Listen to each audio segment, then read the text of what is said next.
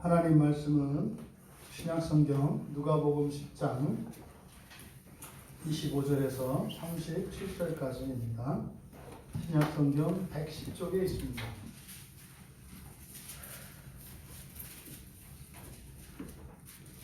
25절에서 37절까지 우리 한 절씩 교독하겠습니다. 제가 먼저 한 줄 읽고 여러분이 한 줄 읽고 교대로 읽겠습니다. 제가 먼저 읽습니다. 어떤 율법 교사가 일어나 예수를 시험하여 이르되 선생님, 내가 무엇을 하여야 영생을 얻으리이까? 예수께서 이르시되 율법에 무엇이라 기록되어 있으며 내가 어떻게 읽었느냐? 대답하여 이르되 내 마음을 다하며 목숨을 다하며 힘을 다하며 뜻을 다하여 주 너의 하나님을 사랑하고 또한 내 이웃을 내 자신같이 사랑하라 하였나이다.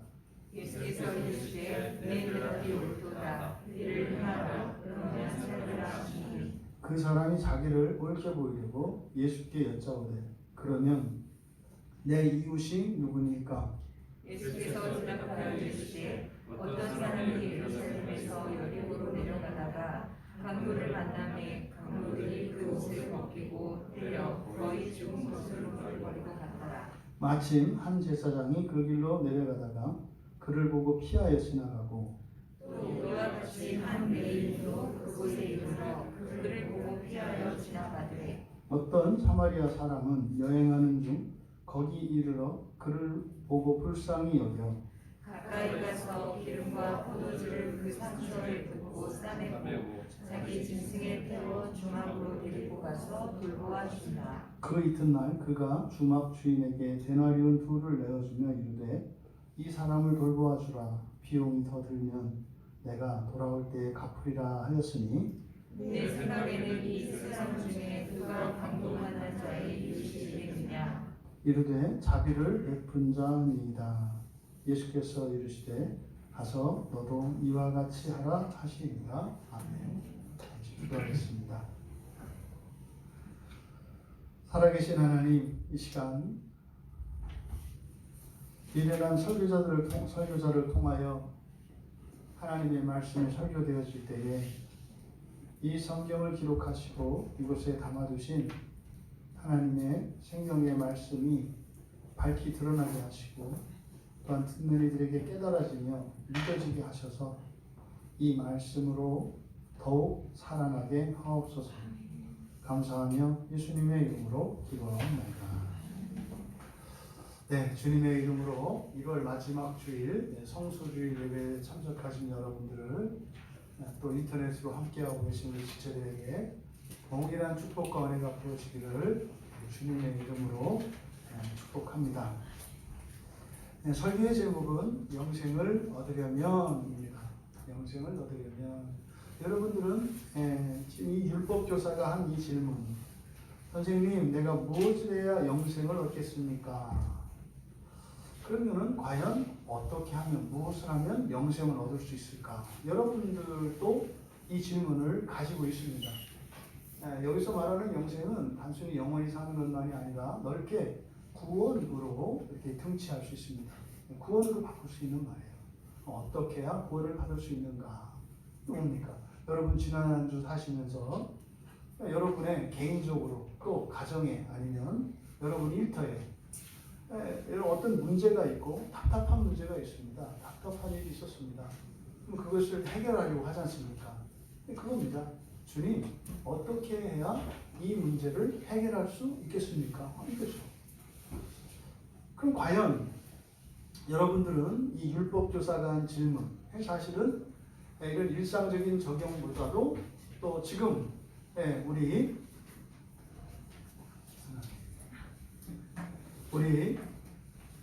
이 율법교사의 질문을 보다 근본적인 질문으로 여러분들 이해하시기 바랍니다. 과연 내가 영생을 얻었나? 여러분 중에 혹시 이런 생각하시는 분이 있을 수 있어요. 내가 영생을 얻었나? 율법교사는 어떻게, 무엇을 해야 영생을 얻겠습니까? 문자적으로 보면 얻지 않았다는 얘기잖아요. 근데 이 사람이 율법교사입니다. 율법교사라고 하는 말은 성경에 등장하는 바리새인, 제사장, 서기관, 또 율법교사 이렇게 있는데 그 가운데서 가장 율법에 정통한 사람이라고 보시면 돼요. 그래서 이 율법 교사는 어느 정도 하냐면 성경을 그냥 다 외우고 있다고 생각하시면 됩니다. 성경을 통째로 정말로 그래요. 통째로 그냥 다 외우고 있는 사람 이렇게 이해하시면 돼요. 외워도 그냥 외우는 게 아니에요. 앞에서부터 뒤로 외울 수 있고요. 중간 몇 페이지 몇 페이지 몇째 줄에 몇째 줄부터 하면은 외울 수 있는 거예요. 이게 유대인들이 가지고 있는 외우는 겁니다. 암기를. 그래서 어렸을 때부터 아이들에게 성경을 이렇게 암기를 시켜요.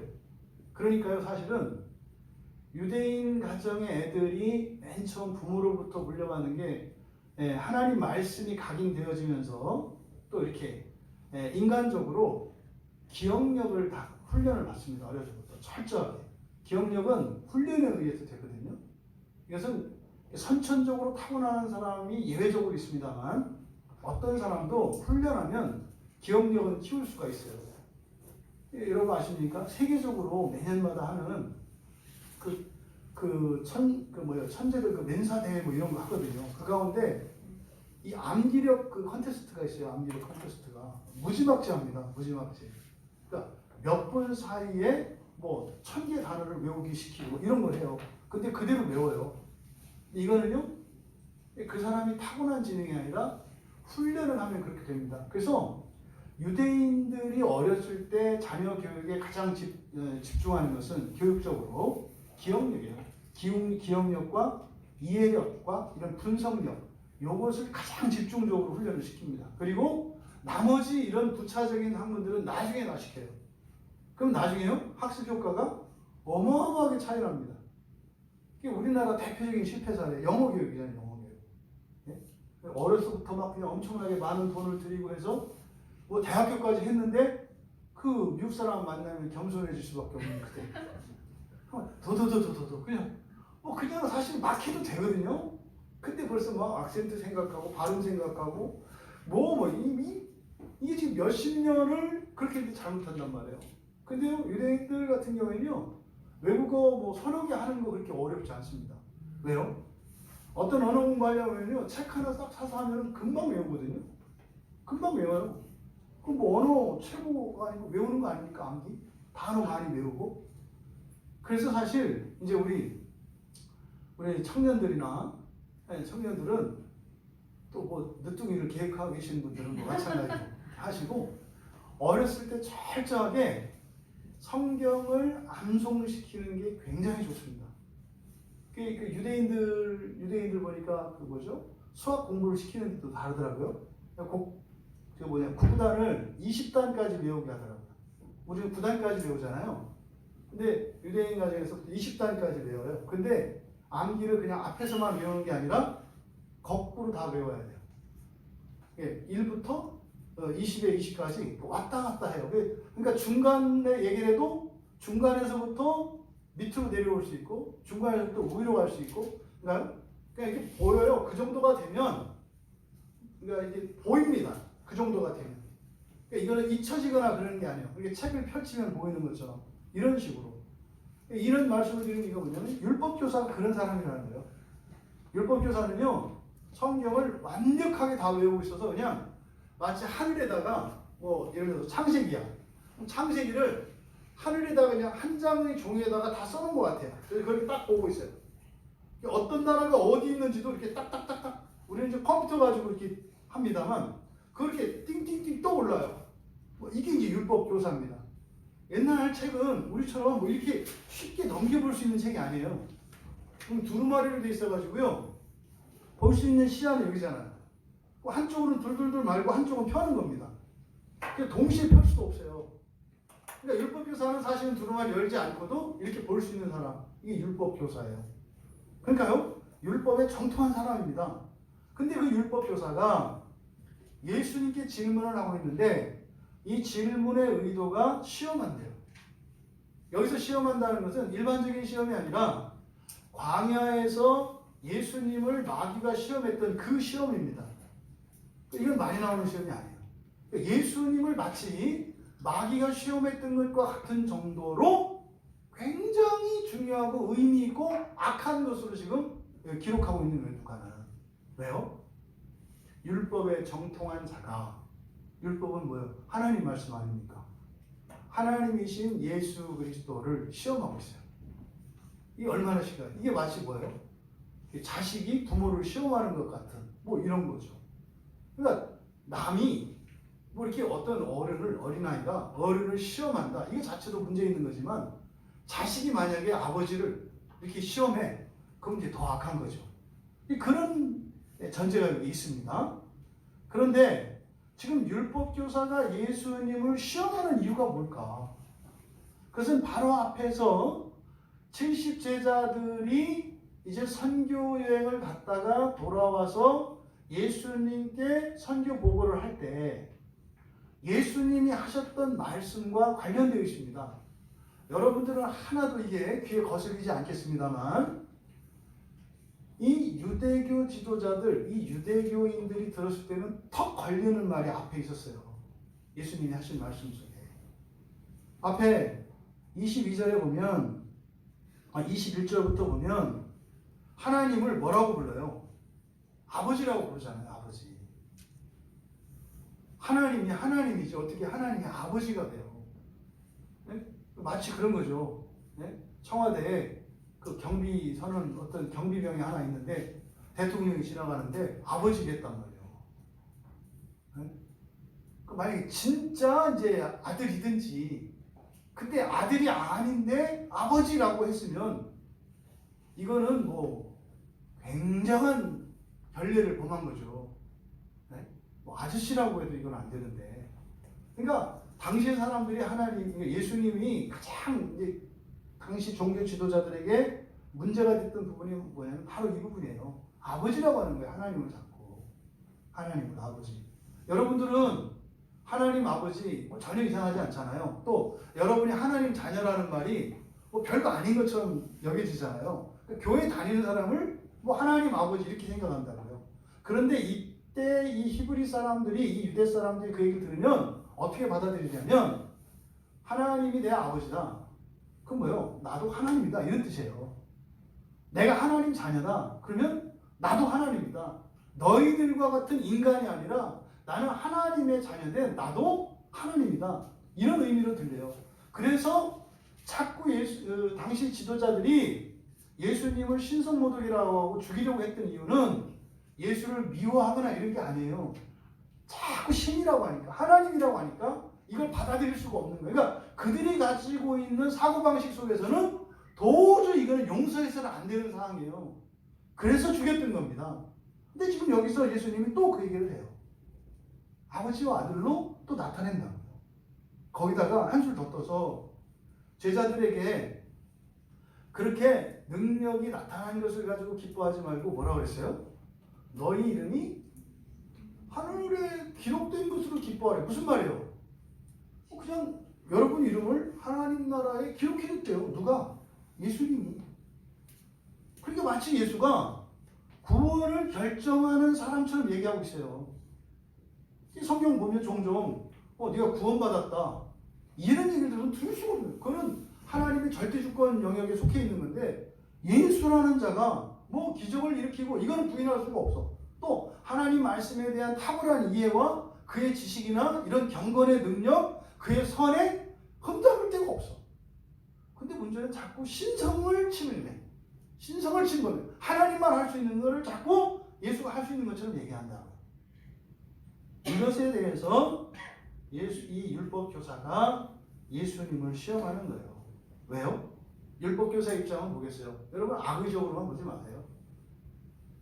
참 괜찮은 사람인데 내가 좀 가르쳐 줘야 되겠다. 여러분들 이렇게 하시잖아요. 여러분 주변에 있는 어떤 사람들이 자꾸 가르치려고 하잖아요. 왜요? 여러분 잘났다고 하는 게 아니라 너무 안타까워서 바로 잡아주려고 이렇게 가르쳐 주는 거 아니에요. 집사님 그건 아니지. 이렇게 하는 거지. 그건 말이야. 이렇게 하는 거야. 뭐 이런 거죠. 그때 분명히 선의가 있어요. 선의가. 물론 거기 약간 뭐 다른 것도 섞여 있겠지만 선의가 있다. 그러니까 율법 교사도 두 가지 마음이 다 있어요. 그래서 이것을 시험했다고 한다고요. 그는 선의를 가지고 했을지 몰라도 그 자체는 악한 것이었다. 근데 그 내용이 뭡니까? 선생님, 내가 무엇을 하여야 영생을 얻으리까? 지금 우리말에 얻으리가 이렇게 돼 있어서 이 단어의 의미가 잘 안 나타나는데 여기서 얻으리가라고 번역된 이 단어는 클레로노메오라는 말이에요. 클레로노메오. 이 단어는 언제 쓰는 말이냐면 구원을 얻는다. 그리고 하나님 나라의 기업을 받는다. 이때 쓰는 단어예요. 그냥 다른 것을 얻을 때 쓰는 게 아니라 이 단어는 성경에서 구원과 하나님 나라 기업과 관련돼서 사용되는 말이에요. 그러니까 여기서 무엇을 해야 영생을 얻겠습니까? 그러니까 지금 이 율법교사의 질문에는 무엇이 있었다는 거예요? 이런 영생이 자신의 권리로 인식되고 있어요.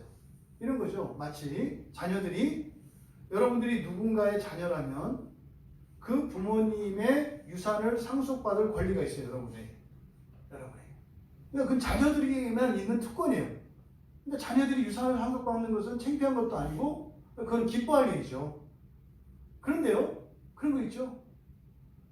부모님이 가지고 있는 유산을 더 많이 차지하기 위해서 뭐 이렇게 효도하는 척하고 뭐 더 잘하는 척하고 이럴 수 있죠. 이거는 인위적으로, 이거는 상속받는 것과는 또 다른 거죠. 이거는 간교한 거잖아요.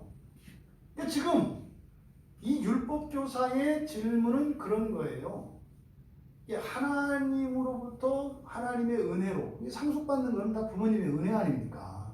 뭘 해서 주는 게 아니라 내가 낳아서 내 자식이니까 물려주는 것 뿐이잖아요. 그때 마치 무엇을 해서 받는 것처럼 이 율법교사는 착각하고 있는 거예요. 그래서 내가 뭘 해야 영생을 얻을 수 있습니까? 그런데요, 왜 이 영생이라는 말을 가지고 율법교사가 예수님을 시험을 했을까? 이게 그냥 간단히 던진 질문이 아닙니다. 율법교사니까요, 구약 성경을 청통하게 알아요. 그 가운데서 지금 예수님을 시험하려고 하는데 쉬운 문제를 냈을까요? 어려운 문제를 냈을까요? 당연히 어려운 문제를 냈겠죠. 굉장히 어려운 문제예요.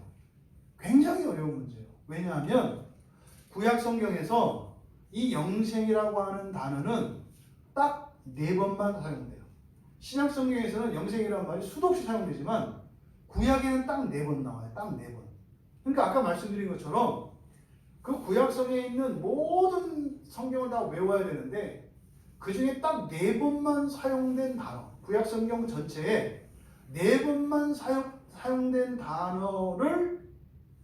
단어의 의미와 그것을 파악한다는 것은 굉장한 실력이 있지 않고서는 알 수가 없는 거예요.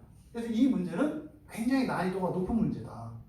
게다가 이 영생이라고 하는 말이 이제 성경에 사용된 것이 어디냐면 창세기 3장 22절 그리고 시편 133편 3절 다니엘서 4장 34절과 12장 2절 이렇게 4번 사용되거든요. 그런데 이게 아주 희소한 문제, 아주 조금밖에 사용되지 않은 말입니다만 굉장히 중요한 이유는 뭐냐면 맨 처음에 이 영생이라는 단어가 사용된 창세기 3장 22절은 어디냐면 에덴 동산에서 아담과 하와가 선악의 지식을 알게 하는 나무의 열매를 따먹고 에덴 동산에서 쫓겨난 이유가 바로 이 영생이에요. 이 영생. 그래서 이 3장 22절을 보면 이 사람이 선악을 하는 일에 우리 중 하나와 같이 되었으니 그가 손을 들어 생명나무 열매를 따먹고 영생할지도 모르겠다. 그러니까 쫓아내야 되겠다. 그러면 여러분 에덴 동산에 있으면 그 생명나무 열매를 먹으면 영생하는 거죠. 근데 문제는 쫓겨났죠. 그래서 어떻게 해요? 태어나서 늙고 병들고 심 잃고 다치고 이러는 거예요. 그러면 영생의 문제만 해결되면요, 늙지도 않아요, 병들지도 않아요, 다치지도 않아요. 뭐 가난한 것도 없어요. 아무것도 없어요. 이게 사실은 우리가 말하는 그 성경에서 약속된 천국의 삶이거든요. 이게 영생의 핵심이에요. 그러면 구약 성경을 근거로 해서 영생을 얻으려면 어떻게 하면 돼요? 에덴 동산으로 가면 돼요. 에덴 동산에 들어가면 생명나무 열매가 있잖아요. 그럼 생명나무 열매를 따먹으면 되니까. 그러니까 사실은 어떻게 해야 영생을 얻겠습니까? 답은 에덴 동산으로 돌아가면 돼요. 근데 어떻게 돌아가요? 이걸 몰라요. 이걸 알 길이 없다고요. 그러니까 사실은 창세기 이후로 성경에 있는 이스라엘의 역사, 범죄, 순종, 구원 막 이게 다 있는데 결국은 이거를 한 번에 다 해결할 수 있어요. 뭐하면? 에덴 동산으로 돌아가면 돼요. 에덴 동산으로. 그런데 어떻게 들어가는지는 이게 정확하게 나와 있지가 않아요. 답이 없어요, 성경에. 지금도 어떤 사람들은 뭐 메소포타미아, 뭐 유프라데 강 어디에 뭐 있다 그래서 막 그 발굴하고 하는 거 아닙니까? 그런데요, 이거는 그래서 율법 교사라면 반드시 당면하게 되는 문제예요. 그런데 주제들이 워낙 많으니까 이제 여러 주제를 공부하고 근데 또 이게 풀기가 어려워요. 이 영생에 대한 단서가 이렇게 많지 않기 때문에. 그런데 정말로 구약 성경 전체를 앞, 뒤로, 그냥 위로, 아래로 그냥 완전히 관통을 하면 이제 구약 성경, 이제 우리는 신약 성경을, 우리 영생을 아니까. 영생을 아니까 답지를 알기 때문에 구약을 보면 보여요. 근데 이 사람들은 아직 모르는 상태이기 때문에 그러면 답지가 없는 상태에서 이제 그냥 뭐 더하기 빼기 곱하기 나누기 배웠던 사람이 이제 뭐 1차 방정식 뭐 x, y 뭐 이런 거 배웠던 사람이 뭐 3차 방정식, 고차 방정식 뭐 이런 거 미분 정분 이런 거 어떻게 풀어요? 풀 수가 없죠. 근데 사실은 구약 성경 안에 풀 수 있는 단서들은 들어있어요. 근데 그걸 발견하기가 어렵다. 그런데 아마도 이 율법 교사는 나름대로 답을 얻은 거죠. 그러니까 어떻게 하면 영생을 얻을 수 있는지 답을 얻은 거예요, 이 사람은. 그럼 어떻게 얻었을까? 이거는 구약 성경 전체를 이렇게 막 계속 반복해서 읽고 하나하나 내용을 알고 이렇게 하다 보면 그 영생에 관련한 힌트, 이 단서들이 주어진 것을 발견해요. 그러면 영생이라는 말은 네 번밖에 사용되지 않았지만 영원한이라는 형용사가 사용이 돼요. 그래서 영생은 영원한 생명이지 않습니까? 그러니까 생명에 대한 이해는 있어요. 그러니까 영혼에 대한 이해만 있으면 되거든요. 그러니까 여기에 숨겨진 답이 있어요. 그럼 성경 안에 보면 영생과 관련해서 영생에 대하여 답을 얻을 수 있는 힌트가 여러 가지로 주어지는데 영원한 언약, 또 영원한 기업, 영원한 규례, 영원한 표징, 영원한 구원, 영원한 왕국, 영원한 이름 이런 성경 구절들이 있어요. 이제 그것들을 이제 다 종합을 하면 거기서 이제 어떤 답을 얻어낸 거죠, 이 사람이. 근데 이 율법 교사가 얻은 답이 정답이에요. 그러니까 대단한 사람이에요, 대단한 사람. 그래서 예수님께 이 사람이 물어봤잖아요, 율법 교사가. 무엇을 해야 영생을 얻겠습니까? 사실은 이 질문은요, 굉장히 자반심에 가득 찬 질문이고, 한편으로는 예수님은 절대로 맞히지 못할 것이라고 하는 이런 우월감이 있어요. 딱 질문했어요. 근데 예수님의 대답이 뭐예요? 예수께서 이르시되 율법에 무엇이라 기록되었으며 내가 어떻게 읽느냐. 여러분들은 이게 이렇게 느낌이 확 안 와요. 왜? 여러분 이미 다 알거든요. 예수님이 하나님이라는 것도 알고 예수님이 영생을 주셨다는 것도 알아요. 그러니까 알아서 읽어, 알아서. 근데 이거를 우리 일상의 대화로 한번 생각을 해봅시다. 예? 우리가 모르는 남남이에요. 예를 들어서 모르는 남남이에요. 이렇게 처음 만났어요. 이렇게. 그래가지고 뭐 영생을 어떻게 얻어요? 뭐 이렇게 이제 물어보는 거죠. 그랬더니 이게 예수님의 말씀이라고 하지 말고 사실은 답이 어디에 있는 거예요? 율법에 있는 거잖아요. 근데 상대방이 그렇게 대답한 거죠. 그 율법에 뭐라고 써 있어요? 이렇게 물어보는 거예요. 그러니까 아는 거예요, 모르는 거예요? 모르는 거예요, 예수님. 이때 그 율법 교사가 어땠을 것 같아요? 기분이 좋았겠죠. 기분이 좋았겠죠. 왜요? 내 생각이 맞거든. 역시 모르는 거예요. 역시. 그래서 율법에 뭐라고 써 있느냐, 뭐라고 써 있고 너는 어떻게 읽느냐. 여기서 어떻게 읽느냐라는 것은 어떻게 해석하느냐 이런 의미죠. 그 성경을 어떻게 해석하고 있느냐. 그랬을 때 이제 의기양양해서 율법교사가 정답을 딱 얘기해 주는 거예요. 뭐예요? 본때를 보여주는 거죠. 아무것도 아니었구만. 내가 누군 줄 알아? 뭐 이렇게 하면서 딱 보여준 거죠. 정답이 뭡니까? 내 마음을 다하며 목숨을 다하며 힘을 다하며 뜻을 다하여 주 너의 하나님을 사랑하고 또한 내 이웃을 내 자신같이 사랑하라 하였나이다. 야, 여러분 여기 흠잡을 수 있어요? 여기에 대해서 토를 달 수가 없어요. 그냥. 그런데요, 지금 이 율법교사가 이 말을 한 것은요, 그냥 성경 구절을 외워서 말한 게 아니에요. 이게 사실은 뭐예요?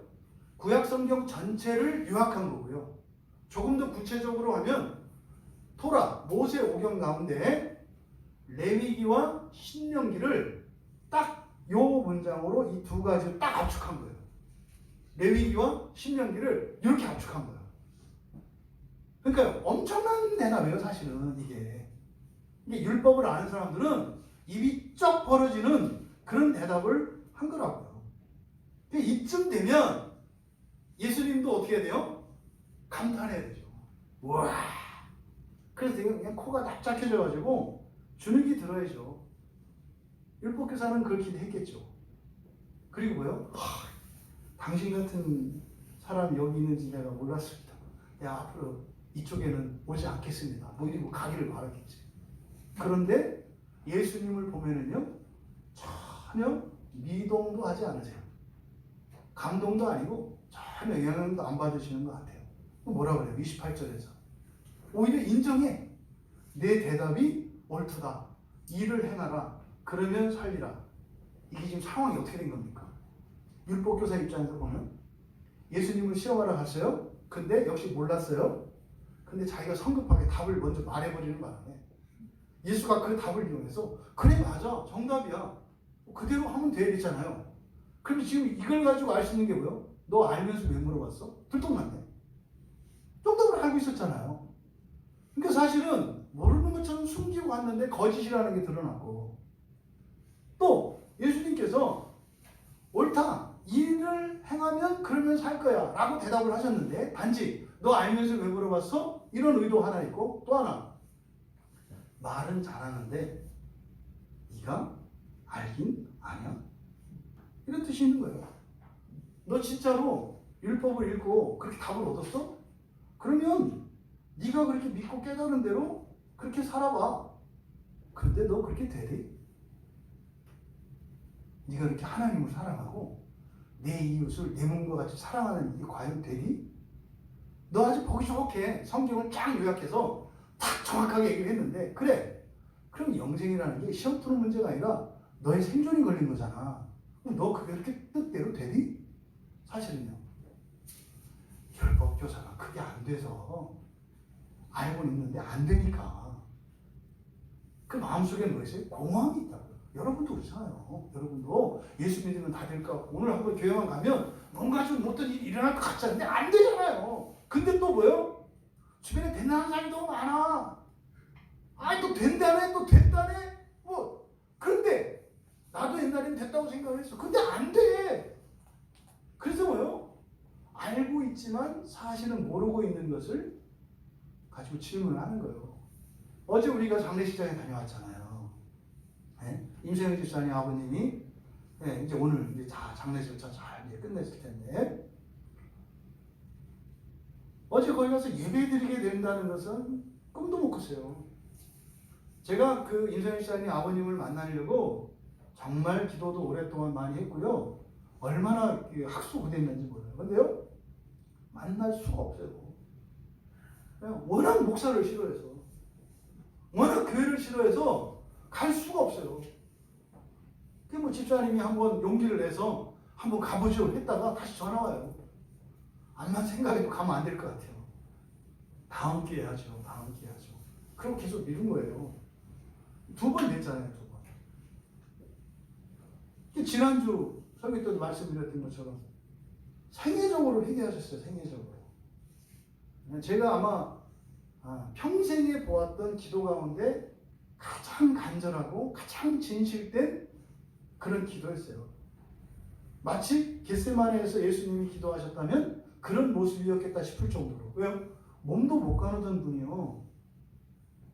딱 일어나서 정자세로 무릎에서 발끝까지 일자로 만들어가지고요. 무릎과 무릎을 딱 붙이고 허벅지에 딱 붙여서 그냥 방바닥에 딱 붙여가지고 두 손을 모아서 딱 무릎에 올리고 그러면서 제 손을 막 끌어다가 붙이면서 그러니까 뭐요? 제 손이 목사니까 하나님 손으로 생각하는 거예요. 그러니까 목사는 아버지 너무 아파요. 제 죄를 용서해 주세요. 잘못했어요 아버지. 용서해. 이거를 제 기도 맞추고 났는데도 한참 하시는 거예요. 그래서 우리 함께 옆에서 찬양했어요. 찬양하라 내 영혼아 찬양하라. 그 집에 큰딸 큰언니하고 임서영 집사님하고 저 누구예요? 올케 딱 세 사람이 예수를 믿어요. 딱 세 사람. 근데 공교롭게 다른 사람은 아무도 없고요. 세 사람만 있었어요. 다른 사람이 한 명이라도 있으면 굉장히 방해를 받아요. 왜? 눈치를 봐야 돼요. 굉장히 세요 가족들이. 싫은 기세가 막 나타나기 때문에 그 딱 모인 상태에서 정말 오순절 마가의 다락방에 성령이 임한 것처럼 성령이 임한 거예요. 그랬더니 이 양반이 거기서 막 회개를 하는데 그래서 막 기도해주고 말씀 전하고 막 기도하고 그렇게 된 거예요. 그렇게 이게 뭐예요? 돌아가시기 일주일 직전에 이게 딱 성경에 나오는 강도 십자가 우편 예수님 우편에 있던 강도 아닙니까? 인생 마지막 끝에 모든 걸 회개한 거. 여러분들 이런 거 바라시면 안 돼요. 오늘 회개 못하면 확실히 내일 회개 못하는 거예요. 오늘이 가장 좋은 때거든요. 더더군다나요. 이런 고통을 만나잖아요. 회개 안 돼요. 심한 고통형을 있잖아요. 너무 아파서 살려주세요 하는 게 아니라 이 안에 악이 올라와요. 왜요? 세상을 보면 나보다 못된 사람들이 너무나 많아요. 너무나 잘 살고 너무나 편하게 살아요. 내가 특별히 죄진 것도 없어요. 근데 내가 왜 이렇게 아파야 돼요? 하나님 믿죠? 근데요, 믿으니까 하나님이 계시니까 원망스러운 거예요. 그래서요, 하나님 아파요. 제가 죄인이에요. 고쳐주세요. 용서해주세요. 이렇게 안 나와요. 반대로 나온다니까요. 아니 고칠 수 있으면 진작에 고쳐야지. 뭐 여기까지 나왔어? 이렇게 나오는 거예요. 근데 정말 하나님께서 은혜를 주셨던 거죠.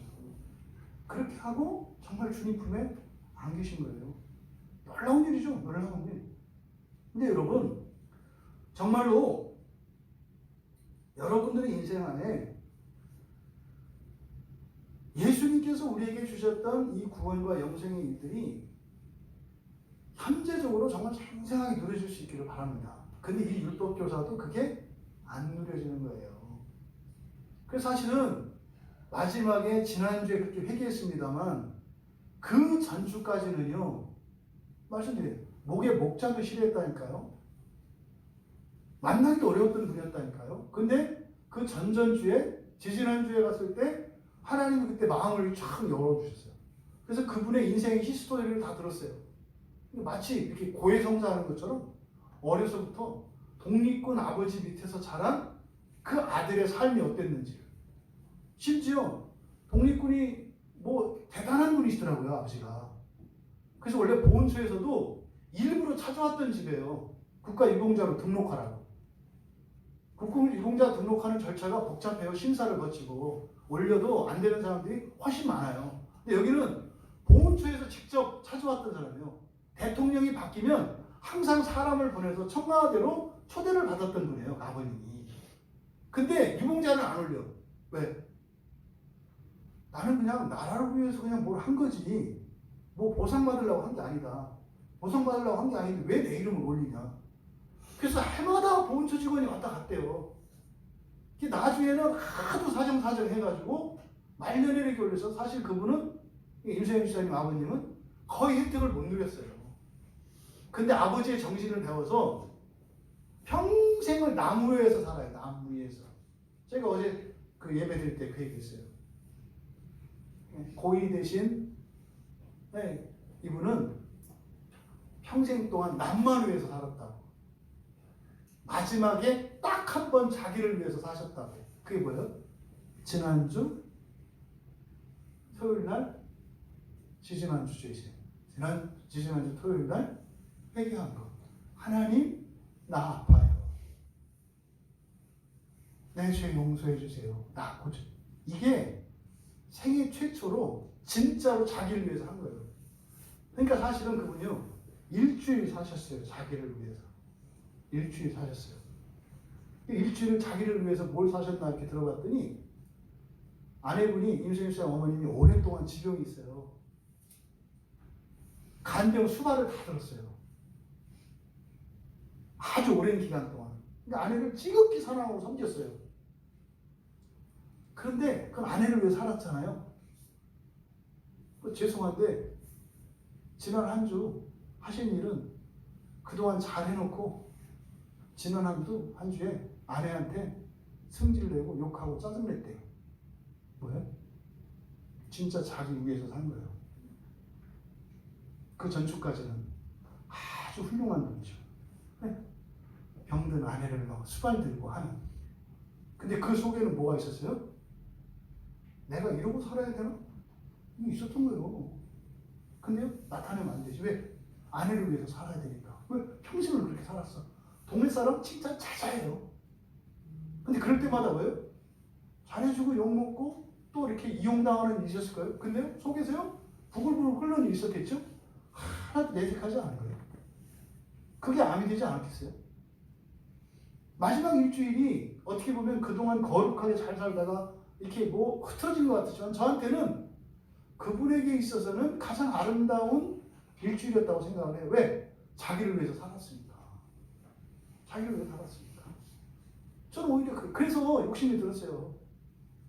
하나님 고쳐주셔서 진짜 좀 이제 좀 예배도 드리고 이렇게 할 수 있도록 해주세요. 이런 사실 마음이 들더라고요. 그럴 정도였어요.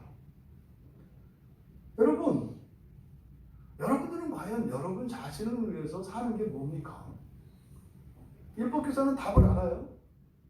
이렇게 하면 영생을 얻는다는 거 알아요. 근데 하나님을 사랑하고 이웃을 사랑하며 사는 일이 돼요? 안 돼요. 아니 몇십 년을 그렇게 막 헌신 봉사하고 왜 막판에 인생을 망쳐버려요? 이게 우리 안에 있어요. 안 돼요. 그러면요, 사실은 예수님께서 이렇게 말씀하셨을 때 네 말이 옳아, 너 그렇게 해 이랬을 때 이렇게 거드름을 피우고 모르면서 아는 체하네 뭐 이럴 게 아니라 사실은 뭐예요? 답은 아는데 사실은 안 되던데요. 이게 나왔어야 되는 거예요. 제가 사실은 예수님을 시험하려고 했는데 사실 답은 알았고요. 진짜로 내가 궁금한 거는 성경에서 그 답을 알고, 그런데 문제는 그것으로 내가 안 되는 거예요. 이렇게 얘기했어야 되죠. 그런데 율법교사는 예수님이 이 말씀했을 때 아차 싶었을 거예요. 내 대답이 옳도다. 이를 행하라. 그러면 살리라. 뭐요? 금방까지 답을 몰랐는데 내가 정답을 얘기해버렸어. 그러니까 마치 자기가 알고 있는 것처럼 맞아, 그게 정답이야. 그렇게 이렇게 하니까 어떻게 해요? 완전히 이거는 예수님의 잔꾀에 넘어가는 게 됐죠. 씨름이 상대방 기술을 이용하는 것처럼. 얘기를 하는 바람에 대답, 맞아, 그 정답이야. 그럼 그렇게 해. 이렇게 하니까 마치 예수님이 알고 한 것처럼 됐잖아요, 상황이. 그러니까 율법교사 입장에서는 기가 막힌 거예요. 예수님의 잔꾀가 보통이 아닌 거죠. 근데요, 여기서 물러섭니까? 물러서지 않죠. 왜? 예수 모르거든요. 내가 말해서 안 거지 모르거든요. 그래서 이 율법교사가 확인 들어갑니다.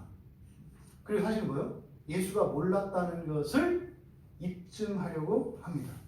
그래서 자신이 이야기했던 바로 그 율법, 목숨을 다해서 힘을 다해서 하나님을 사랑하고 이웃을 내 몸과 같이 사랑하라고 하였던 이 말씀을 가지고 이 말씀에 있는 한 가지를 예수님에게 물어보는 거예요. 그게 뭐예요? 이웃이라는 말이에요. 이웃. 그래요? 그러면 예수님, 당신도 답을 알고 있었단 말이에요? 그러면 진짜로 알았는지 몰랐는지 내가 확인 좀 한번 해봅시다. 이런 거예요. 그게 뭐예요? 이웃이 뭐요? 이렇게 물어본 거예요. 누가 내 이웃이니까 누가 내 이웃이니까 무슨 말이에요? 예수님 그러면 정답을 아신다고 하는데 그럼 하나만 제가 물어볼게요. 이웃이 누구예요? 이렇게 물어본 겁니다. 그럼 여러분, 이게 이웃이 뭐냐고 이렇게 물어보았을 때 이거는 여러분들에게 이웃이 누굽니까? 어렵지 않은 내용이잖아요. 어렵지 않은 내용. 이웃이 누구예요? 보통 우리는 그렇게 생각하죠. 이웃은 나와 함께 사는 내 주변에 있는 누구, 이런 생각을 갖고 있잖아요. 그런데요, 사실은 성경에서 말하는 이웃은 그렇게 간단한 개념이 아니에요.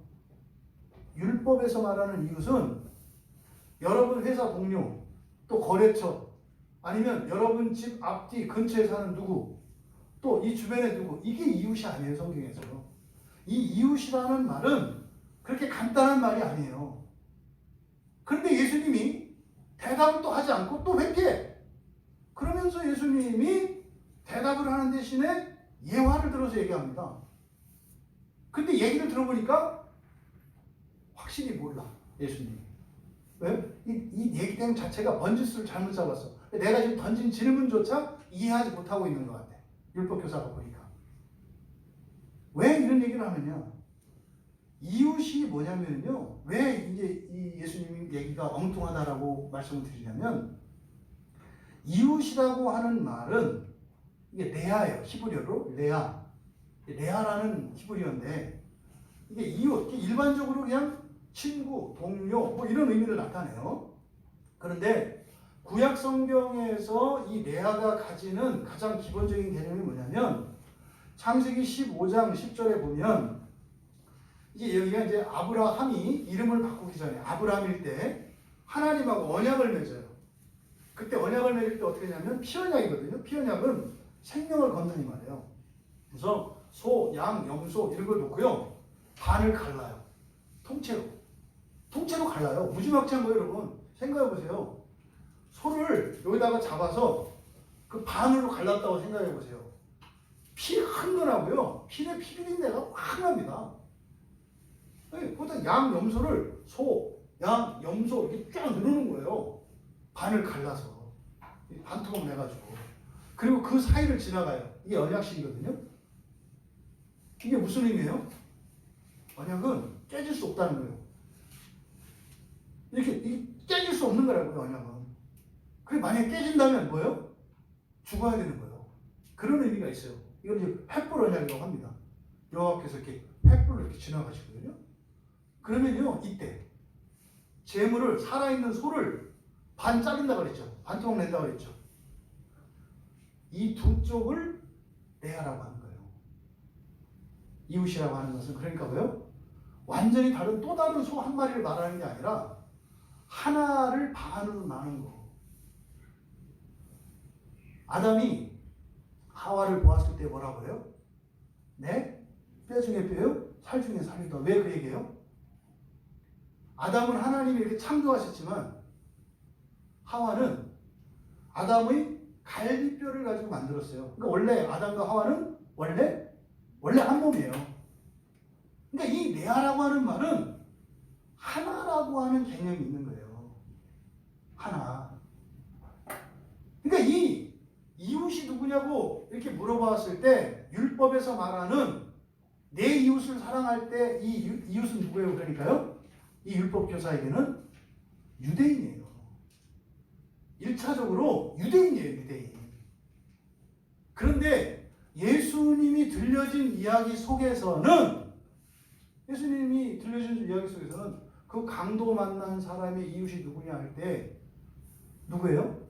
사마리아 사람이죠. 사마리아 사람은 율법에서 이웃의 범주에 들어가요? 안 들어가요? 안 들어가요.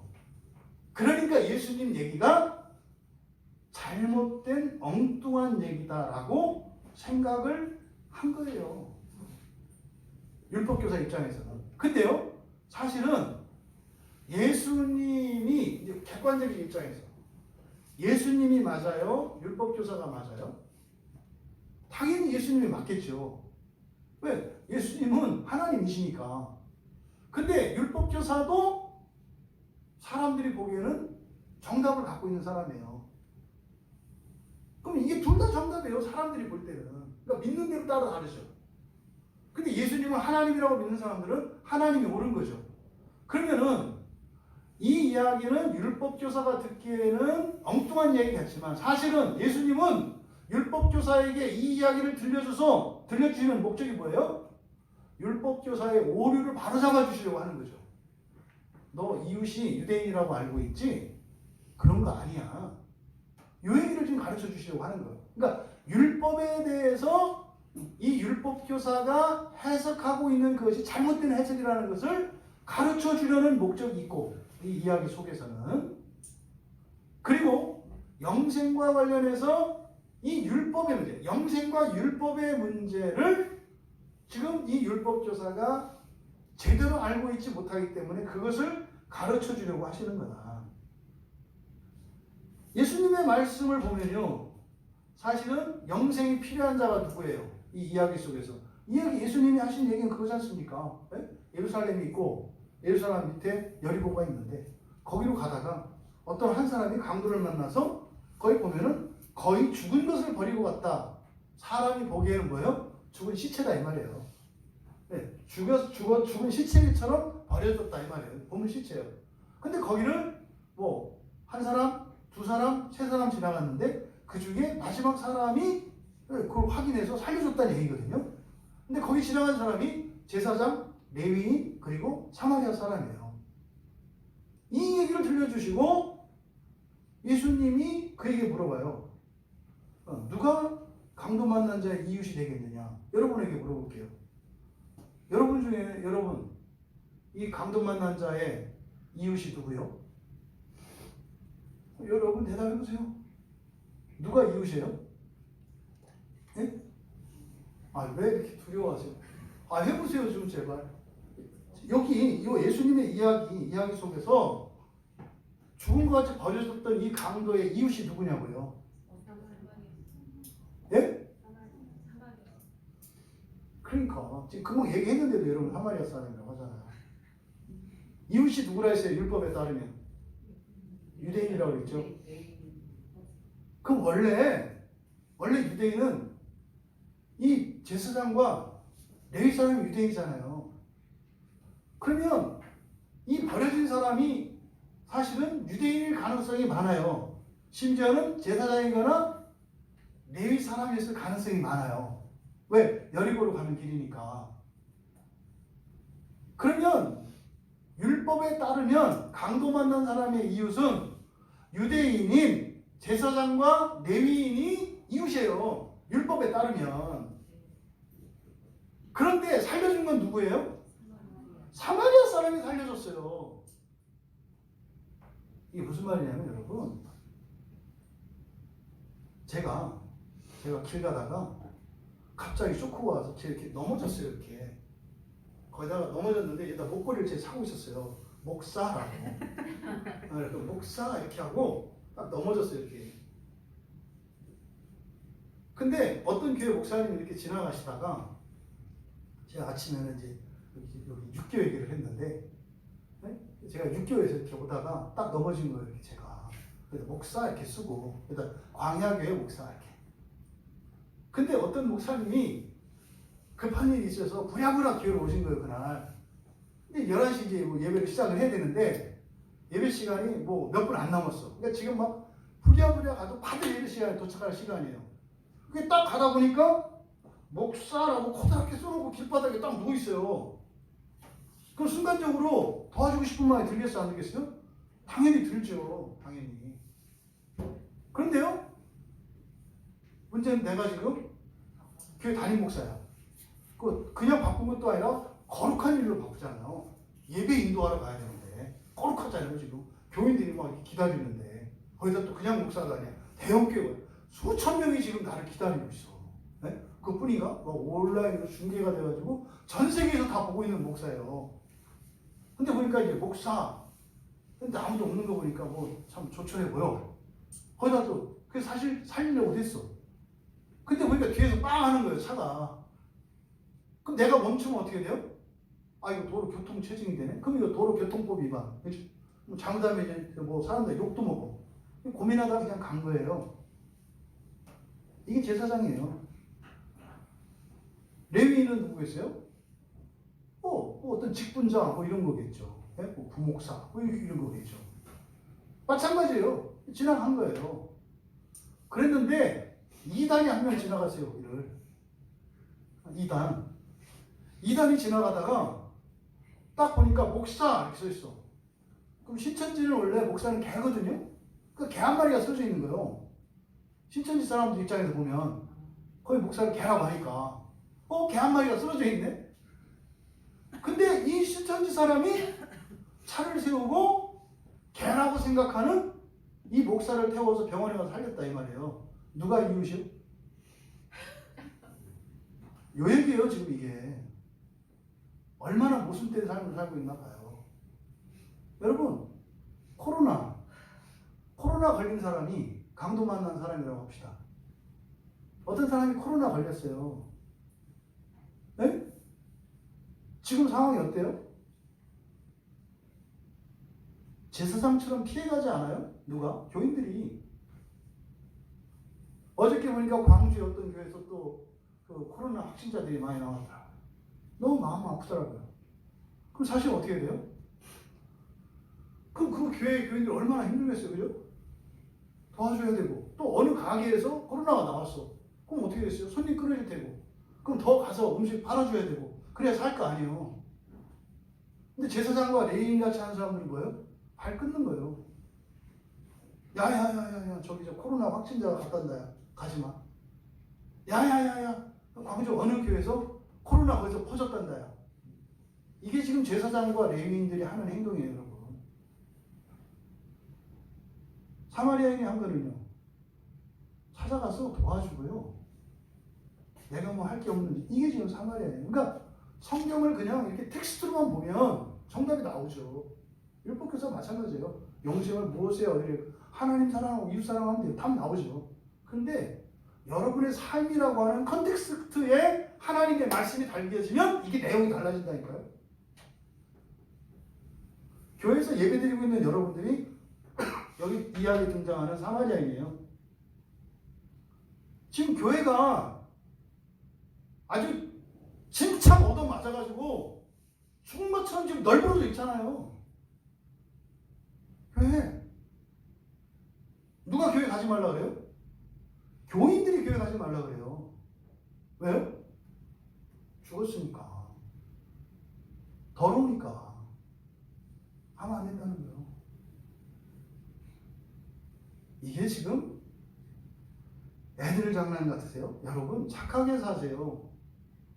어려운 사람을 도우면서 하세요. 네? 네. 그래야 여러분들이 영생을 얻어요. 그래가지고요, 막 어려운 사람이 있었던 막 감동스러운 얘기해주고, 그런데 막 어려운 살림에 그 꼬이꼬 해가지고 그거를 해서 막 그냥 전 재산을 헌납해가지고 그 아이가 쫙 사랑해가지고 막 해서 막 감동 쫙 해서 가슴이 찡하고 눈물 찡해 콧물 찡해서 동전 찡하면 짱 끝. 이딴 식으로 성경을 보면 안 돼요. 그런 얘기는 교회 바깥에 쎄고 쎄어요. 서점에 가보세요. 감동적인 이야기 얼마든지 많아요. 그런 얘기 하려고 성경을 봐요, 우리가? 아니에요, 여러분. 우리의 본성을 뒤집어내는 거예요, 이렇게. 그리고요, 우리는 옳다고 여기지만 잘못된 것을 가르쳐 주는 게 성경이에요. 그러니까 여러분, 예수님이 이렇게 하신 이 말씀을 들었을 때 율법교사는 예수님이 이야기하는 거 이거 자체가 잘못된 얘기예요. 율법교사 입장에서는. 그래서 대답을 하잖아요. 여러분, 여러분들에게 만약 예수님이 물어봤어요. 이 이야기를 하고, 에? 감동받는 사람 있어요? 여기 지나간 세 무리의 사람 있잖아요. 누구예요?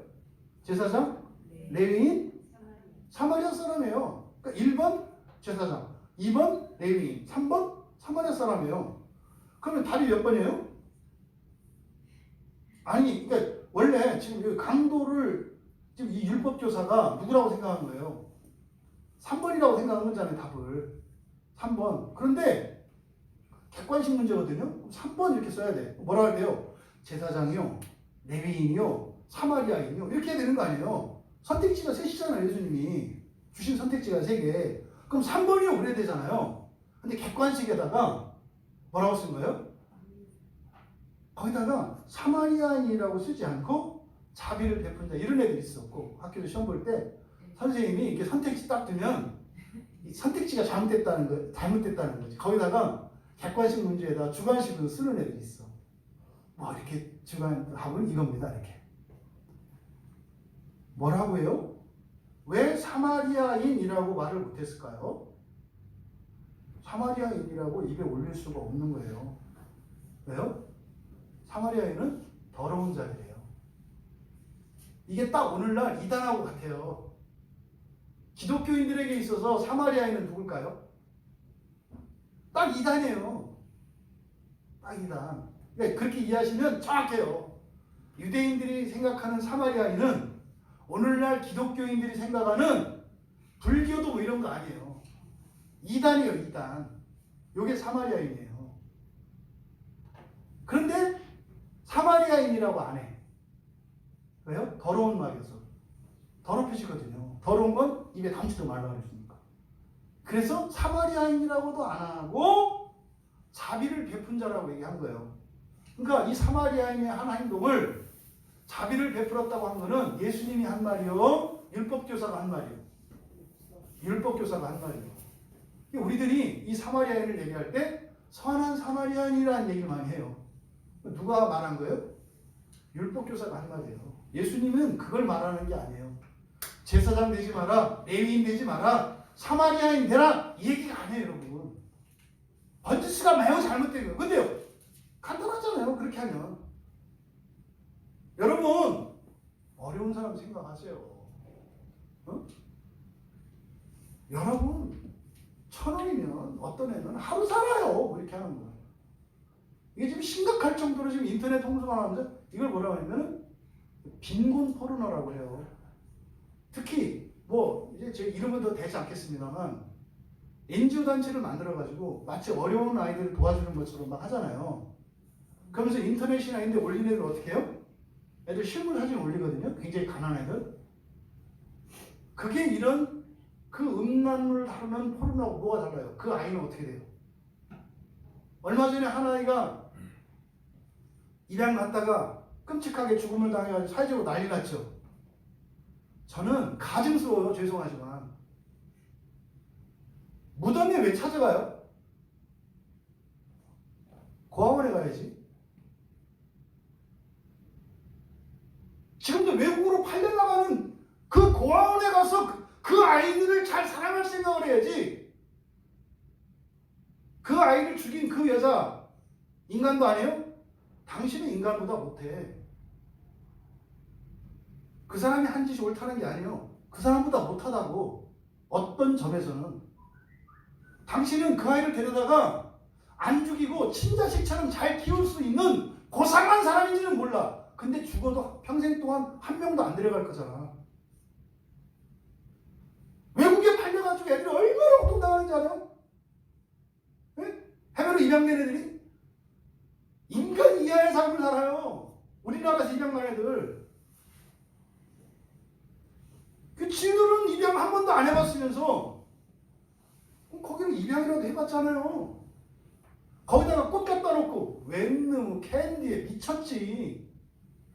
저는 그 지랄이라 그래요. 사기치지 마. 어디서 가증한 척해.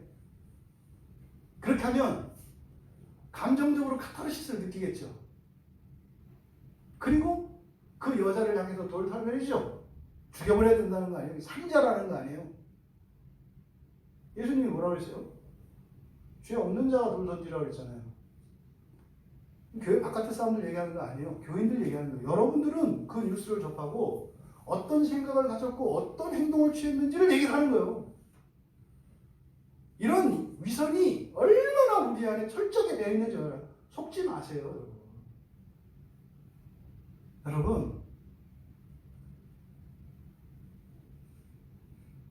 가난한 그 강도받는 자의 이웃은 셋 다 이웃이에요. 셋 다. 왜요? 셋 다 지나갔잖아요. 근데 그 중에 둘은 안 살려줬고 한 사람이 살려준 것뿐 아니에요. 살려주면 이웃이고 안 살려주면 이웃이 아니에요? 이게 적용되면 어떻게 되는 줄 알아요?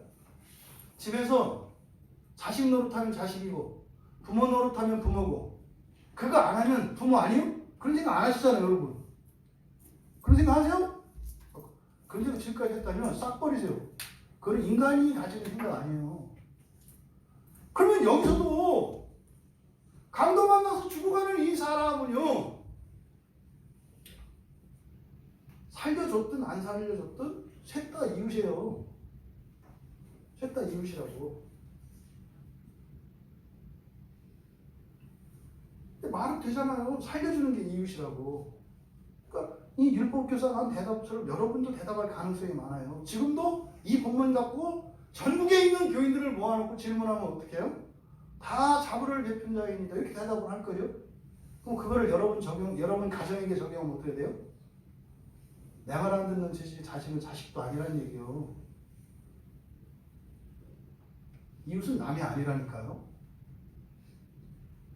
그러니까요, 정신이 번쩍 드셔야 돼. 내가 무슨 얘기를 한 거야? 여러분 그렇게 안 살잖아요. 언제 우리가 도리를 찾고 옳고 그른 걸 따졌어요? 지금 이 사회가 심각해가고 있는 게 뭐냐면요, 도덕이 없어져요. 도덕은 뭡니까? 자발적으로 양심에 따라서 옳은 일을 할 수 있는 인간만이 가지는 고뇌한 덕성이에요. 동물들은 가질 수 없는 거예요. 이거는요, 자기 희생을 기뻐하고 말이죠. 자원에서 하는 거거든요. 근데 왜 도덕이 없어지냐고 말씀드려요. 이런 일이 없어진다는 게 아니에요. 이거를 지금은 다 법으로 만들어 버려. 다 법으로 만들어. 그래서요, 이 도덕은 사람의 최고치입니다. 법은요, 사람의 최저치예요. 법은 인간이 되기 위한 최소한의 기준이에요. 법을 어기면 인간이 아닌 거예요. 이거는 목표가 되면 안 돼요. 우리의 목표는 고상한 도덕이 돼야 돼요.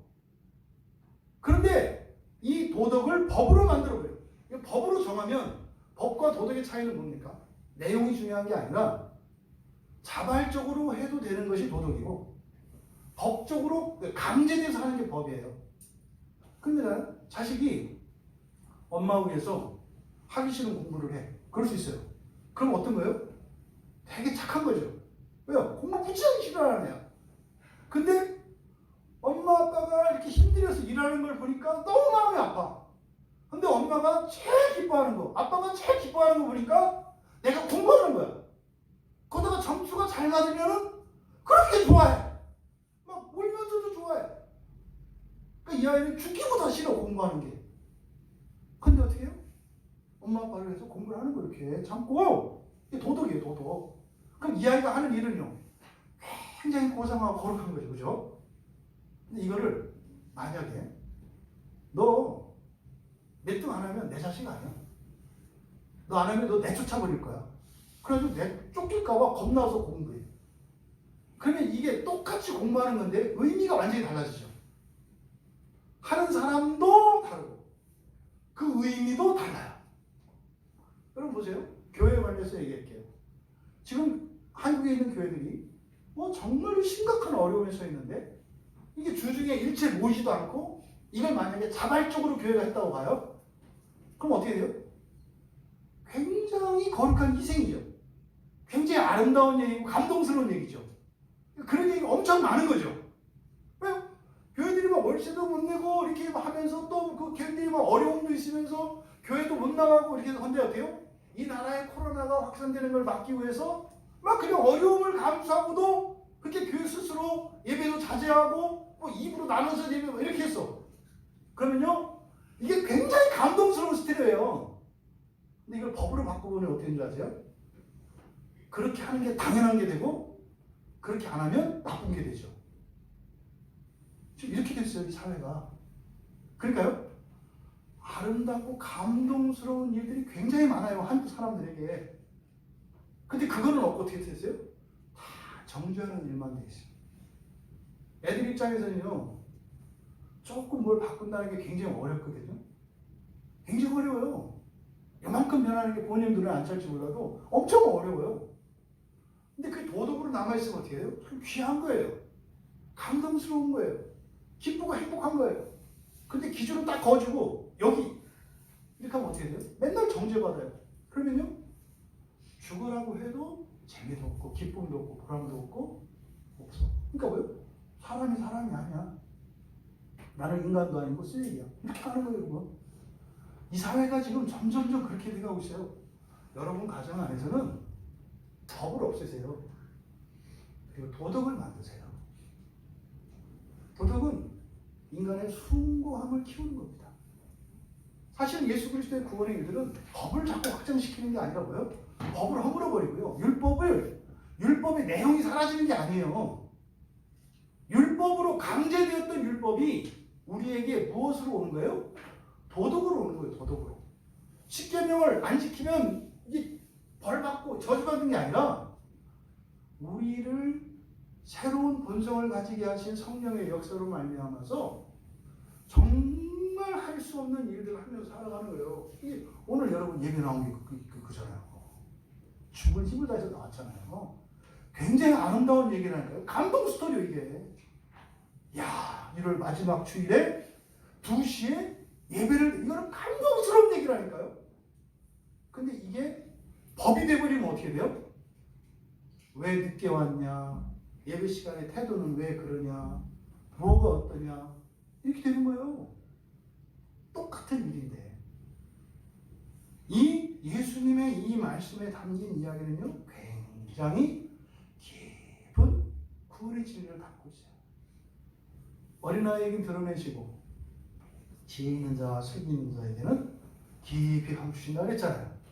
그러니까 어린아이 같은 자들은 이걸 보고 쉽게 알 수 있어요. 뭐예요? 아, 어려움에 처한 사람을 도우라는 거구나. 끝! 쉽잖아요. 보면 그렇잖아요. 예수님이 이와 같이 행하라고 했잖아요. 틀린 거 아니죠? 그러니까요. 교회 맨 처음에 온 사람들이 성경을 보면 도덕을 배워요. 성경을 보면. 예전엔 저밖에 모르고 어려운 사람 쳐다보지도 않았던 사람이 처음에 교회 나오면 성경을 봤으니까 다음에 누군가 쓰러져 있으면 성경 말씀 때문에 보게 되고 양심이 쿵쿵쿵 쳐요. 야 도와줘. 도덕이 생겨요. 근데 그거는 어린아이 때고 지혜 있고 슬기 있는 여러분들은 이 안에 있는 깊은 진리를 길어내야죠. 네? 지난번에 콩나물국 얘기했다고 이제 콩나물국을 무시했다고 하는 분이 있는데 절대 콩나물국 무시한 거 아니에요? 왜냐하면 콩나물국 끓이기 굉장히 어려워요. 그거 들어가는 거 없지만 그거에서 맛내기는 굉장히 어려운 거예요. 절대 이게 아니라 다른 맛을 얘기하고 콩나물국은 조리사의 솜씨에 의한 거지만 그건 집에서도 가스불에 끓일 수 있잖아요. 근데 공국은 그럴 수 없다. 이것만 얘기를 한 거지. 절대로 이 콩나물국을 제가 무시하거나 차별한 게 아니에요. 어려워요. 근데 어떻다?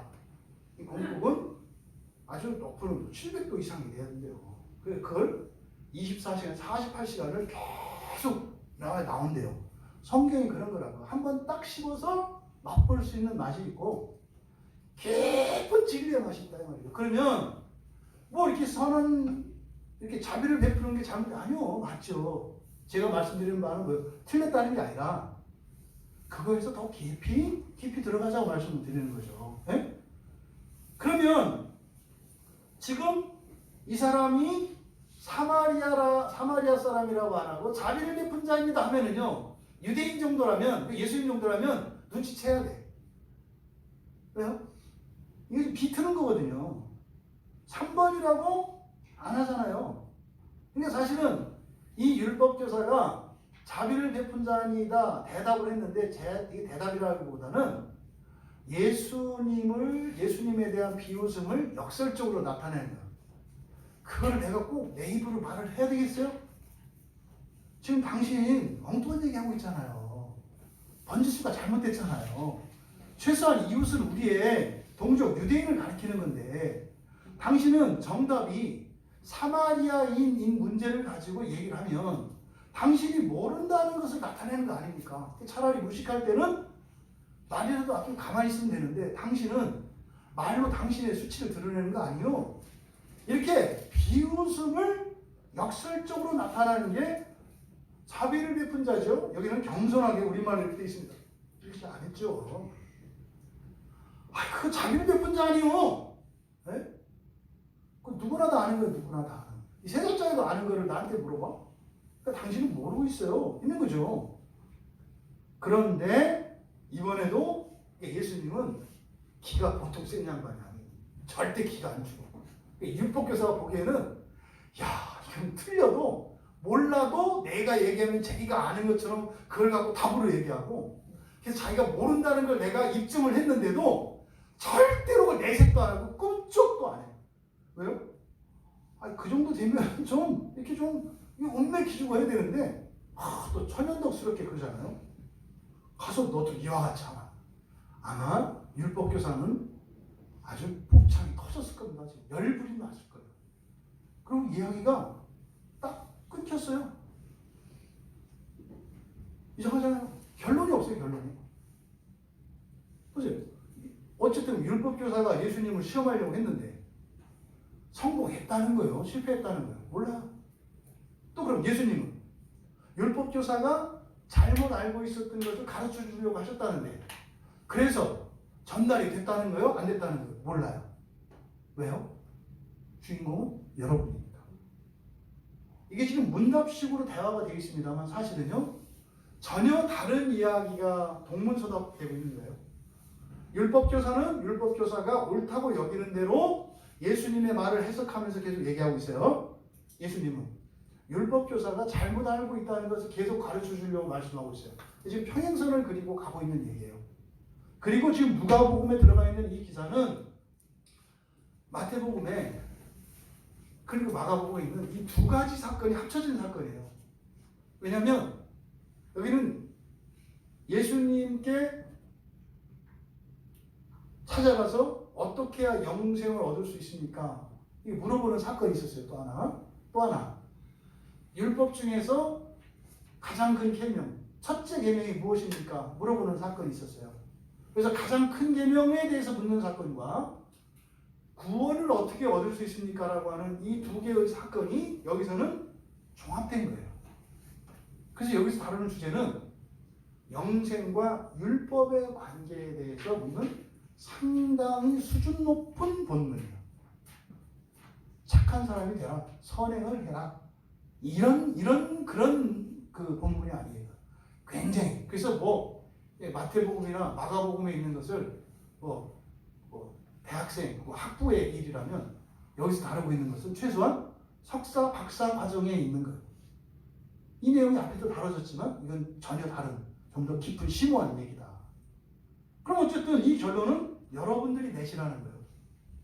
여러분들이.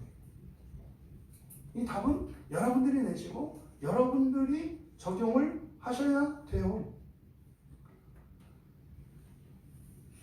만약에 살고 싶다면 이렇게 보면 여기서 이 이야기 속에서 살아야 되는 사람이 누굽니까? 강도 만난 자잖아요. 살아야 되는 사람이. 그럼 여러분, 강도 만난 사람이 자기가 구원을 위해서 뭘 할 수 있어요? 없어요. 그러면 지나가던 할 수 있었던 사람들, 제사장, 레위인, 상관, 이 사람 뭐 할 수 있는 사람들이잖아요. 이 사람들은 구원이 필요한 사람들이에요? 아니에요. 그 사람들은 그냥 갈 길 가면 되는 사람이고요. 진짜 구원이 필요한 사람은 강도 만난 사람이에요. 그럼 구원이 필요한 사람은요? 자기가 할 수 있는 게 아무것도 없어요. 사실은. 그래서 과연 지금 율법교사가 맨 처음에 던졌던 질문, 무엇을 해야 영생을 얻겠습니까? 이거에 대한 정답은 사실은 성경의 다른 곳에서 우리가 찾을 수 있어요. 요 답을, 요 영생, 이 영생에 관한 문제를, 이 주제를 다루고 있는 가장 중요한 성경이 요한복음이에요. 이 영생이라는 말이 집중적으로 요한복음에 사용돼요. 집중적으로. 그래서 요한복음의 관심은 영생이에요. 영생은 곧 예수를 아는 거죠. 그래서 요한복음은 예수님에 대한 얘기라고 그래요.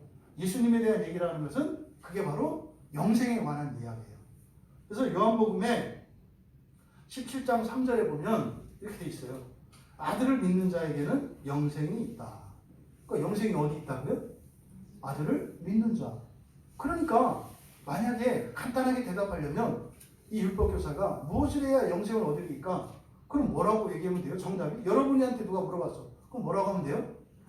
예수를 믿으면 돼. 이게 정답이에요. 이게. 근데 예수님은 그렇게 안 하시는 거죠. 왜? 율법교사를 고쳐주기 위해서. 그리고 요한복음 11장 3절에 뒤이어서 이렇게 돼요. 아들에게 순종하지 아니하는 자는 영생을 외우는 사람 말하지 말고 외우지 못하시는 분만. 네. 아들을 믿는 자에게 영생이 있고 그래서요. 그 다음에 아들에게 순종하지 아니하는 자는 영생을 뭐라고 할까요? 우리는 없다 뭐 이런 쪽으로 생각하고 싶어요. 근데 성경은 뭐라고 되어 있냐면 보지 못하고 이렇게 있어요. 그러니까 순종하지 않는 자는 영생이 있어요 없어요? 있잖아요. 있는데 보지 못하고 그 뒤에 뭐라고 되어 있냐면 하나님의 진노가 그 위에 있다. 예수님을 믿었어. 그러면 영생이 있대. 그런데 아들에게 순종하지 않으면 영생이 보이지 않는데 못 본대. 그리고 오히려 뭐가 있대요? 하나님의 진노가 있대. 이게 딱 누구냐면 예수를 믿고 교회를 다니는데 기쁘고 좋은 게 아니라 괴로워. 이 얘기하는 거예요. 왜 괴로워요? 영생이 없어서가 아니라 뭐의 문제예요? 순종의 문제인 거예요. 근데 사람들 어떻게 생각해요? 믿음이 없다고 생각해. 왜? 순종하기 싫어서. 이게 굉장히 위험한 얘기잖아요. 차라리 순종하지 않는 게 낫지 믿음이 없는 것보다. 그죠? 근데 차라리 믿음이 없는 게 낫다고 생각해. 왜? 순종하려면 내 뜻대로 못 살거든. 근데 믿음이 없다고 하면 그걸 핑계로 내 뜻대로 살 수 있거든. 근데 그 끝은 어마어마하게 다른데. 과연 이 율법 교사에게 예수님이 들려주신 이 이야기를 통해서 주시려는 교훈이 과연 전달이 되었을까요? 누가는 침묵하고 있어요. 왜? 이 이야기는 여러분들에게 주신 거니까. 여러분들에게 주신 거니까. 이 답은 여러분들이 얻으셔야 돼요. 근데 사실은 이 이야기를 아시려면 기본적인 배경을 좀 알고 계셔야 돼요. 이게 뭐냐면 별거 아니고요. 여리고라고 하는 이 도시의 특성이에요. 여리고라고 하는 도시는 제사장과 레위인들이 주로 사는 곳이에요. 그 여리고라고 하는 것은. 그래서 예루살렘이 있고 성전이 있는 예루살렘이 있고 그 바로 밑에 여리고가 있어요. 그러니까 이 여리고에 사는 주민들은 다 제사장, 레위인이라고 생각하시면 돼요. 대부분 다 유대인들이에요. 그 중에서도 레위인이고 제사장이고. 그러니까 이 강도 만난 사람도 사실은 최소한 유대인이고 더 나아가 레위인이거나 제사장일 가능성이 많아요. 근데 불의의 사고를 당했고 죽은 자처럼 버려진 거죠. 그런데 성경에서는 그 죽은 자처럼 버려진 강도 만난 사람의 신분에 대해서 일체 안 밝혀요. 그 사람이 레위인인지 제사장인지 유대인인지 사마리아인지 안 밝혀요. 왜요? 하나만 보라는 거예요. 죽은 것 같이 버려진 상태. 이거는요. 2단도 3단도 예수를 믿고 안 믿고 상관없어요. 스님이 길가에 쓰러졌으면 데려다 치료해줘야 되는 거고요. 예? 살인자가 쓰러져 있으면 데려다 치료해줘야 되는. 데려다가 고쳐서 벌을 주는 한이 있더라도 일단은 어떻게 해야 돼요? 도와줘야 원칙이에요. 도와줘야. 아픈 사람은, 근데 이놈의 나라는 아픈 사람한테 욕하는 나라가 됐어요. 그게 왜 그래요? 여러분이 성경을 잘못 봐서 그래요. 그 아픈 사람을 도와주지 않은 게 누구예요? 제사장은 레위인 아니에요? 제사장과 레위인이 나빠요? 다 나쁘다고 생각을 해요. 근데 그게 여러분이에요. 여러분 사마리아인. 여러분이 제사장인데 사마리아인이 되려고 살아보세요. 살아지나. 그 말도 안 되는 생각을 하는 거예요, 여러분. 그게 지금 이 사람이 신분이 어떠냐? 종교가 뭐냐, 믿음이 좋으냐, 인격이 어떠냐 상관없어요. 죽어가는 사람이에요. 죽어가는 사람. 이게 핵심이라니까. 교회 안에는요 누구나 다 오는 거예요. 누구나 다. 왜? 그래서 사니까. 믿음이 있고 상관없어요. 오면 돼. 교회는 그냥. 그럼 봅시다. 그 지나가던 제사장, 레위인 이 사람들을 여러분이 이상하게 보면 안 돼요. 이 사람들은 나름대로 율법을 지킨 거예요. 네, 이 사람들은요 정결규례를 지켜야 돼요. 레위인이나 제사장은요 그냥 사사로운 사람들이 아니라 백성들의 죄를 속죄하기 위해서 살아가는 사람이에요. 말하자면 내일 아침에 죽은 것처럼 시체처럼 보였기 때문에 만지면 부정 타거든요. 그럼 내일 제사가 폐쇄돼요. 아까 그랬잖아요. 어떤 사람 쓰러졌는데 도와주려고 예배 못 드리고 병원 갔다 와서 예배 못 드릴 수 있다 이 말이에요. 그럼 제사를 못 드리면 아니 천리길을 마다하지 않고 와서 죄 용서 속죄를 받으려고 제사하러 온 사람들이 다 가요. 잘못하면 그 재물들도 병들 수 있어요. 굉장히 심각한 일이 일어나요. 그러면요 애써서 이 사람들은 사실 피해간 거예요. 왜? 율법을 지키기 위해서. 무슨 율법? 정결규례예요. 정결규례. 레위인들이 지켜야 되는, 제사장들이 지켜야 되는 정결규례가 있어요. 이것을 지키기 위해서 그 강도 만난 사람을 도와줄 수가 없었던 거예요. 안 한 게 아니라 없었던 거예요. 왜? 도와주면 안 되니까. 뭐 하려고? 제사를 드리려면. 그래서 코로나 때문에 교회를 와야 된다, 안 와야 된다 욕하면 안 돼요. 교회 가지 말라고 하는 사람도 사실은 왜 그래요? 예, 자기의 법에 따라서 살리려고 하는 거예요. 살리려고 나름대로. 왜? 코로나가 퍼지지 말자고 하는 얘기잖아요. 또 교회 가는 사람도 욕하면 안 돼요. 그래서 사마리아 사람은 갔잖아요. 이 사람 왜 갔어요? 이 사람은 정결규례에 매일 필요가 있어요? 없어요? 없어요. 왜? 사마리아인이에요? 거기다가 뭐라 했어요? 여행 중이라고 했잖아요. 어차피 이 사람은 여행 갔다 오면 정결규례를 행해야 돼요. 지금은 정결규례를 행할 때가 아니에요. 근데 여행 끝나고 오면 정결규례를 지킬 거예요. 사마리아인은 혼혈이에요. 혼혈. 이 사람이 하나님 믿는 사람이에요. 사마리아인도. 그러니까 율법을 지키는 사람이에요. 근데 이 사마리아인이 이 강도 만난 자를 도와줄 수 있었던 것은 그 정결규례를 지킬 필요가 없어요. 지금 이 사람에게는. 게다가 율법은 정결규례만 있는 게 아니에요. 나그네를 도와줘야 되는 법이 있어요. 신명기 10장 18절과 19절에 보면 이렇게 돼 있어요. 여호와는 나그네를 사랑하여 그에게 떡과 옷을 주시나니. 여호와는 뭐 한다고요? 나그네에게 떡과 옷을 주신다고요. 그래서 너희는 나그네를 사랑하라. 뭐는 거예요? 예수님, 여호와 하나님처럼 너희도 어떻게 해라? 떡과 옷을 주라는 거예요.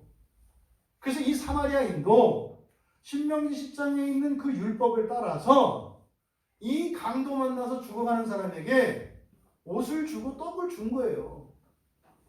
이 사람도 율법을 지킨 거예요. 제사장도 율법을 지킨 거고요. 레위인도 율법을 지킨 거고요. 사마리아인도 율법을 지킨 거예요. 셋 다. 그런데 이 중에서 율법교사는 정답이 3번이라고 말을 해놓고 자기가 예수님한테 얘기할 때 이웃은 유대인이라고 말해요. 그럼 뭐예요? 답을 하나만 써야 된다고 생각을 한 거죠. 근데 문제는 1번도 답이고 2번도 답고 3번도 답이야. 근데 쓰기는 3번이라고 썼는데 그것도 또 답이 안 되니까 거기다가 주관식으로 바꿔서 자비를 베푼 자, 이거 답 없다 이 말이죠. 여러분 모두 율법을 따라 행했을 뿐이에요. 교회 안에서 이런 일이 많이 일어나요. 자기가 알고 있는 대로 믿는 대로 사람들이 살아가야 서로 다를 수 있어요. 이것을 가지고 싸우지 말라 이 말이에요. 싸우지 말라 이 말이에요. 이 본문의 교훈은, 예수님께서 주시려는 교훈은 그겁니다. 율법교사에게 주시는 교훈. 너는 영생도 모르고 율법도 모르고 있다는 거예요. 한마디로 말하면. 여러분에게 말하자면 여러분은 성경도 모르고 있고 구원도 모르고 있다고 얘기하는 거예요. 아는 게 많은데 잘못 알고 있다는 거예요. 아는 것 때문에 사는 게 아니라 죽고 있다는 거예요. 이 본문의 핵심이에요. 근데 이거는 여러분들이 일상생활에서 깊이 적용을 해보시면 여기서 길어낼 게 많습니다. 세 가지로 정리하겠습니다. 예수님께서 이와 같이 하라 그러셨잖아요. 28절에서 이를 행하라.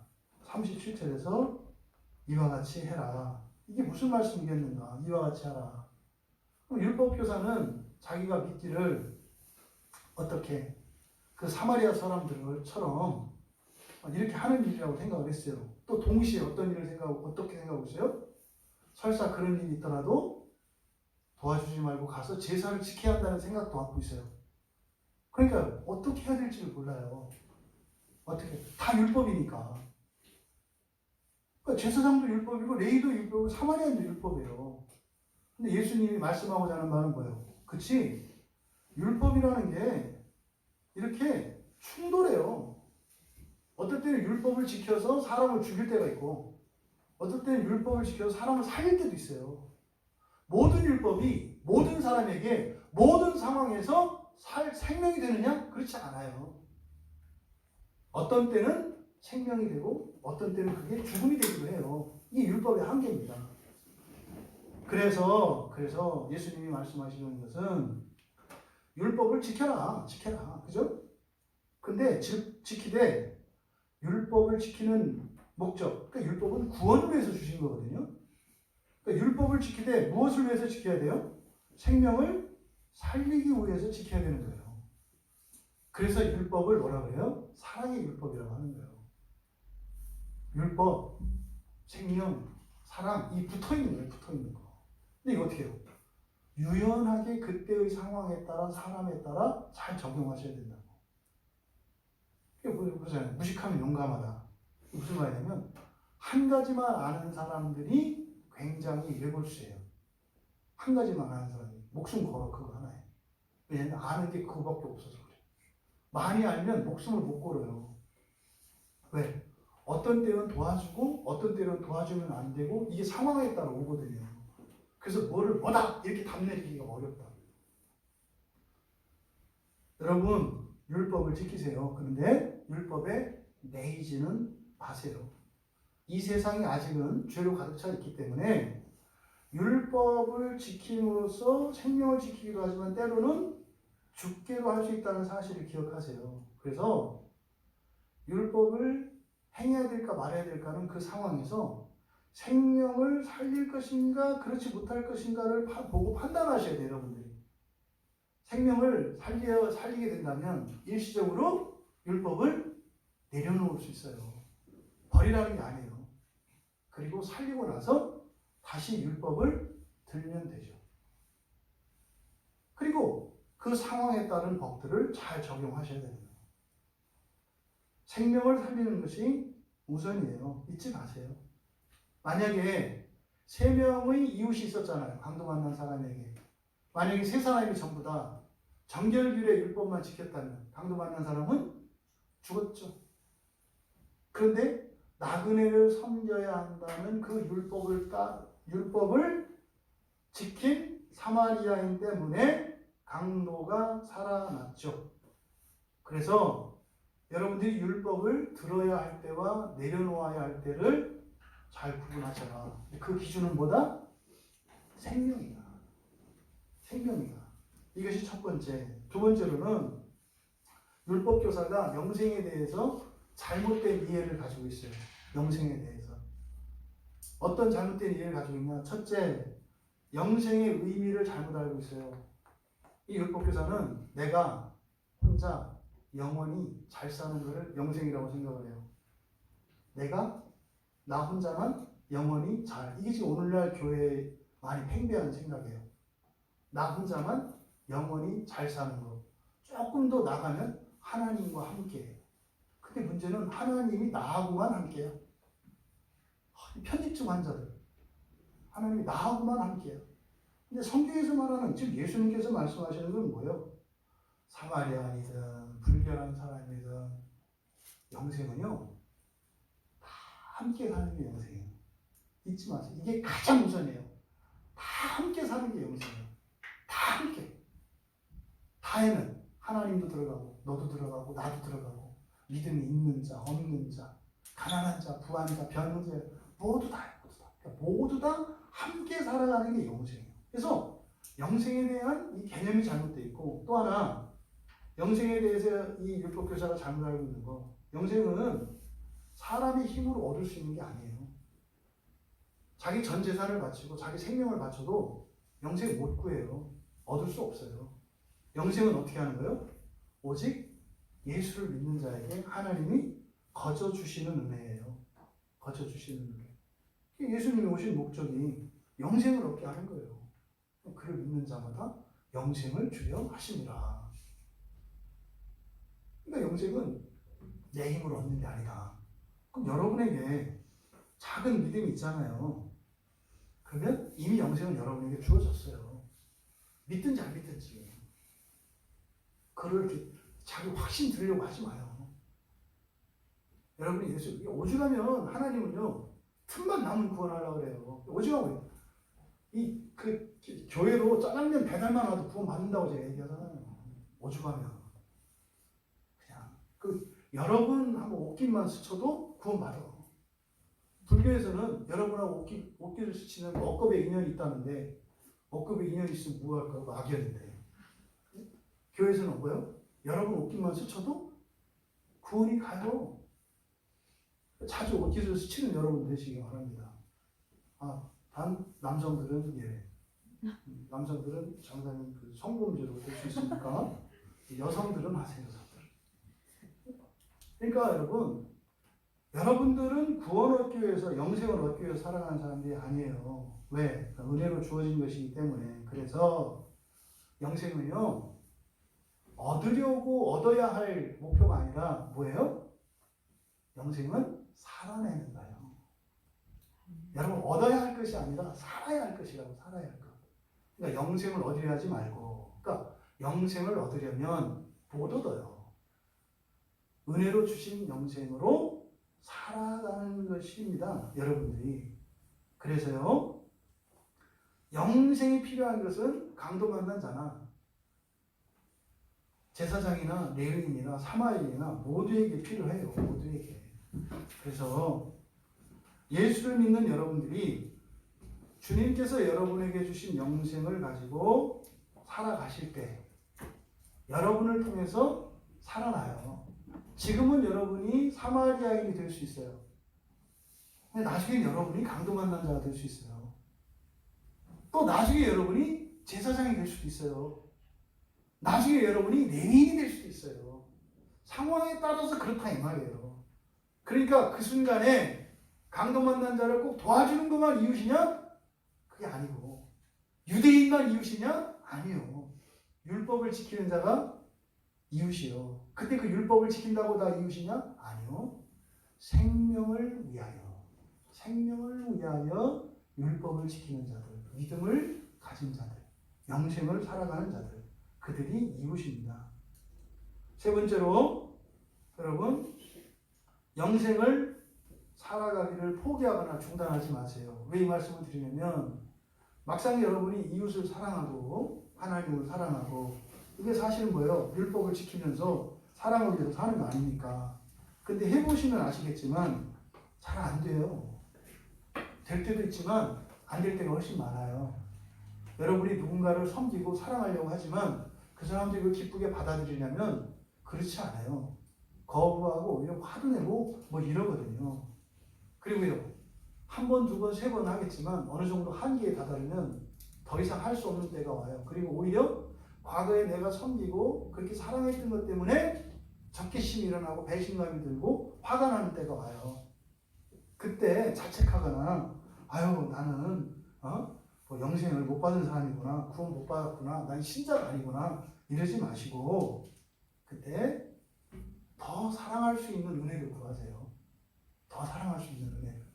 하나님 더 큰 사랑을 주시고 또 힘도 주시고 자원도 주셔서 정말 이렇게 영생을 살아갈 수 있도록 은혜를 주십시오.